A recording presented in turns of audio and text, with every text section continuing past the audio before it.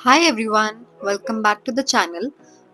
आज का दिन एग्जाम डे व्लॉग भी है and today I will also be sharing my experience and review of the SSC CGL 2024 my exam because I know a lot of you are preparing for this exam and I hope my insights can help you on the journey।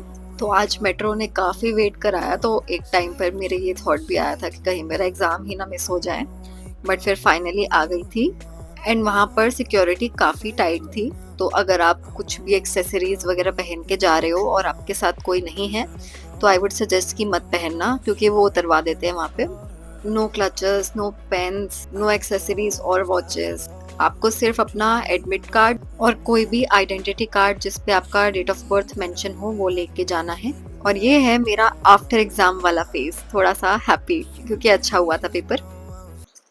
Exam देख के जब मैं घर आई तो मैं सो गई थी because I was really tired. मैं सुबह बहुत जल्दी उठी थी, तो अब 3 घंटे बाद मैं सो के उठी हूँ and now is the time that I am sharing my exam review. But before we get into it, अगर आप मॉक टेस्ट अभी नहीं दे रहे हो एंड आखिरी के 2 या 3 दिन पहले के लिए छोड़ रहे हो और अभी आप सिलेबस कंप्लीट करने में लगे हो, so please don't do that. Mock test is very important.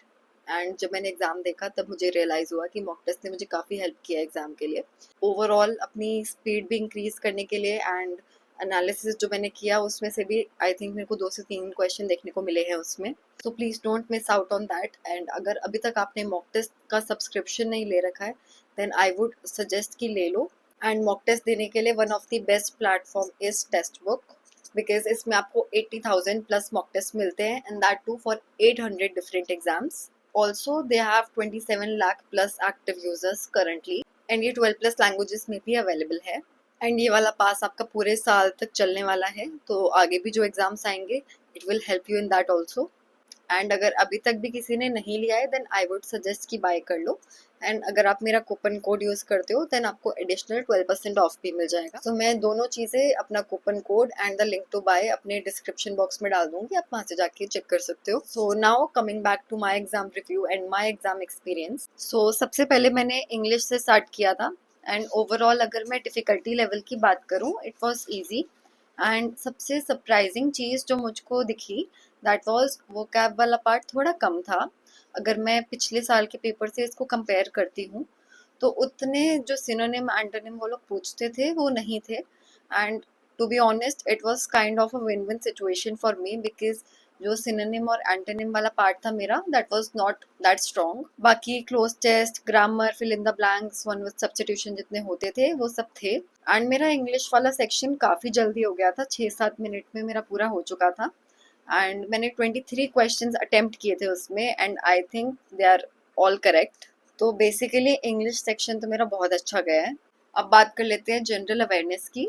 इसका अगर मैं डिफ़िकल्टी लेवल आपको बताऊं तो that was easy to moderate. मैं बिल्कुल इजी भी नहीं कहूँगी और मैं उतना डिफ़िकल्ट भी नहीं कहूँगी।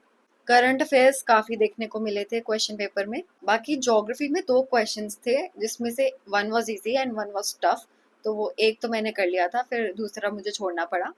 और हिस्ट्री और पॉलिटी वाला पार्ट भी काफ़ी इजी था। जो स्टैटिक जीके वाला पार्ट था दैट वाज नॉर्मल, कि ज़्यादा इजी भी नहीं था वो बट ज़्यादा टफ भी नहीं था। मतलब अगर आपने अच्छे से पढ़ा है तो वो आपसे हो जाएगा।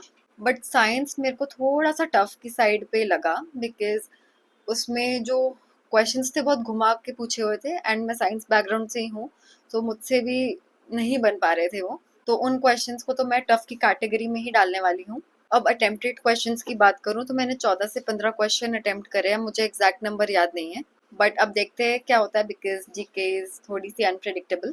And now coming to reasoning, it was very easy.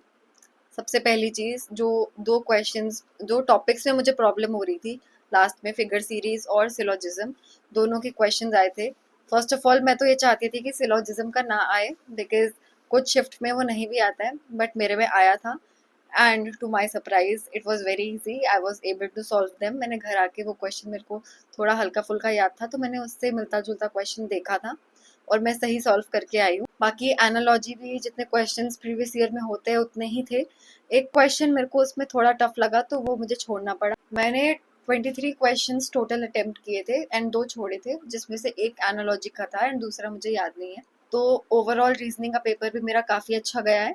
अब कर लेते हैं क्वांटिटेटिव एप्टीट्यूड की बात, मैथ्स। तो सबसे पहली चीज़, मेरा सिलेबस कंप्लीट नहीं था, बट जितना भी कंप्लीट था वो सारे क्वेश्चन मैं अटेम्प्ट करके आई हूँ।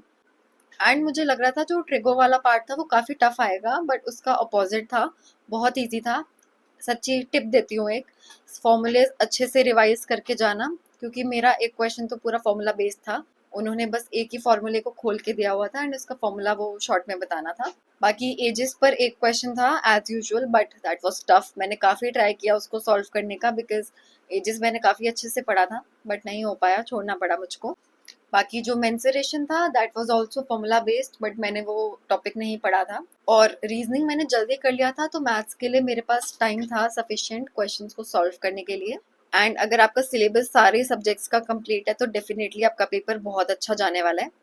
और अगर मैं इसको पिछले साल के पेपर से कंपेयर करूं, it was similar to that but quite easy, अगर मैं बोलूं कुछ सेक्शंस में। सो अगर मैं अपनी बात करूं, so I am hoping for the best कि अच्छा हो, निकल जाए पेपर, और मैं आगे भी पढ़ाई कंटिन्यू करने वाली हूँ। एंड कमेंट सेक्शन में आप लोग भी मुझे अपना एक्सपीरियंस ज़रूर बताना कि आपका पेपर कैसा था, आपकी शिफ्ट कैसी थी। एंड अगर आपको कोई क्वेश्चन मुझसे पूछना है तो वो भी आप कमेंट सेक्शन में पूछ लेना, मैं वहाँ बता दूंगी। So that's it for today. I hope you like this video. And also please do like and subscribe for more such content. Thank you.